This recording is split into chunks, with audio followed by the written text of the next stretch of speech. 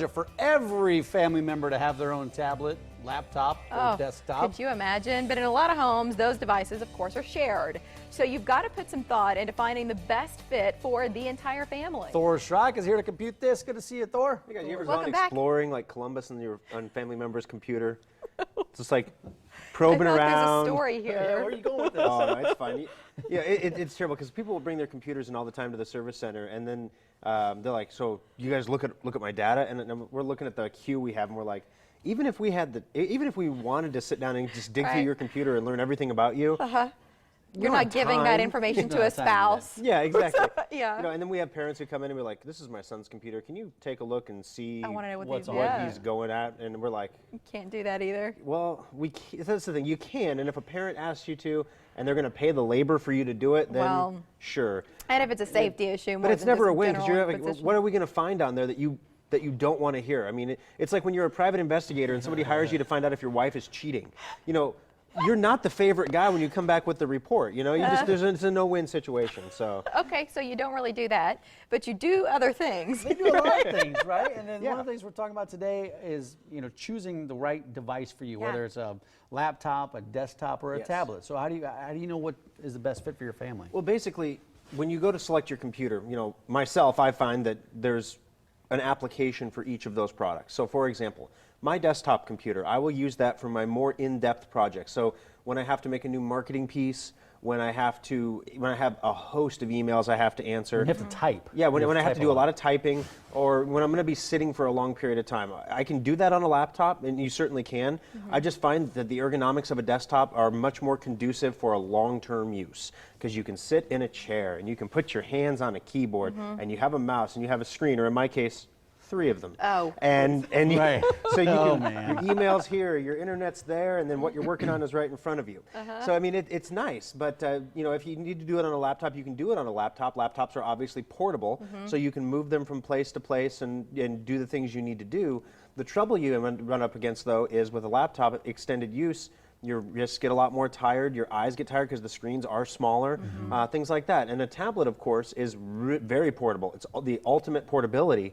But it is adverse to long projects. You're not going to want to type your dissertation on a tablet. Just, peck. You remember that Robin Williams movie where he's sitting in the bathroom stall when he's on vacation in the RV and he's typing the entire proposal or whatever on a BlackBerry? No. I didn't see that. Oh, it's terrible, yeah. Sounds But he wears painful. the buttons off by the end of the proposal. You can get keyboards, though, for tablets. You can, but they're never as good as a keyboard that you would get, for example, in a regular computer. So the keyboards are all rubbery, different things like that. Yeah, we're approaching this time of year where flyers are filled with specials on laptops and tablets and brands and specs. In terms of specs, what would you recommend to our viewers that they be on the lookout for each of these categories? Okay, so here's the thing. It's become so difficult to determine. Everybody goes to the store and they say, okay, here's what I do with my computer. And everybody tries to buy a computer that is designed to do what they're doing right now, not realizing that 2 or 3 years from now, what you're going to be doing with your computer is completely different than what you're doing with it today. Case in point, you know, Kansas City now has Google Fiber. And people who have the super ultra fast internet connections can do amazing things with computers that you can't do on a regular internet connection because they're just too slow. So as this kind of technology permeates, our whole world is going to change again, just like it did when high-speed internet came along 10 years ago. But you don't want to have to keep buying the technology every few years just to meet the demand. So what do you do today? What I usually advise my customers to do is first we figure out what you're going to do right now with the computer, if you're going to be at it for long periods of time, if you need the portability, or if maybe you're just doing internet and online banking and email, a tablet might be a best choice for you. So we figure out what category you're in, and then we sit down and say, don't buy the computer for exactly what you want to do today. And it's really tempting to do that because you think, well, if I buy a computer that's more computer than what I need today, I'm obviously going to pay more for it. I don't want to pay more for it, but you don't ever stop to think, if I buy this computer now and 2 years from now I have to buy a whole nother computer, you've paid way more for 2 computers than you would have done if you just did it right the first time and bought one that would last you 6 or 8 years. Yeah, one of the things I want to ask you about is when you make these purchases, I purchased some technology. It wasn't a tablet or a computer or anything, but they asked me if I want this extended warranty. And it's a question I always struggle with. Should I pay that extra money for the extended warranty, or should I just roll the dice and hope that this thing's going to last? What do you recommend? Gotcha. The industry has done studies on extended warranties for computers. Unlike other extended warranties, when I go buy a lawnmower, Sears asked me, do you want an extended warranty on your lawnmower? I turn those down. But when you go to get a computer, the extended warranties are incredibly valuable. On average, most people make their money back when they buy an extended warranty. Now at Schrock, we're a service company.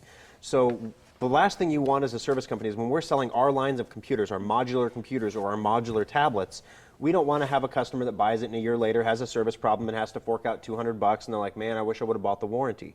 So what we say is we're offering you an extended warranty, and if you don't use it, we will refund it to you at the conclusion of the warranty. So buy that 3-year extended warranty, because I will guarantee you over a 4-year period, something is going to go wrong and you're going to use that warranty. And then you have it. And that's a much better, when you come in with a broken computer, you're so happy and so glad you bought that warranty. When you're looking at a $200, $300, $400 repair bill, especially on like a holiday special, one of our high-end machines. Right, well the peace of mind is good too, just knowing you have a backup in case something happens, if it's an expensive fix. You mentioned the word modular, and I know we only have about a minute left, and we'll show you how to get in touch, 3 locations for Schrock Innovations in our area. But break down the idea of modular for our viewers who are brand new to it. Gotcha. So when you go out and buy a Dell, an HP, an iPad, something like that, you're buying a piece of technology that is not designed to be upgraded. In some cases, it physically can't be upgraded. The computer is programmed to use that processor. The computer has no additional slots for memory, no additional ports for drives. You can't change anything in it.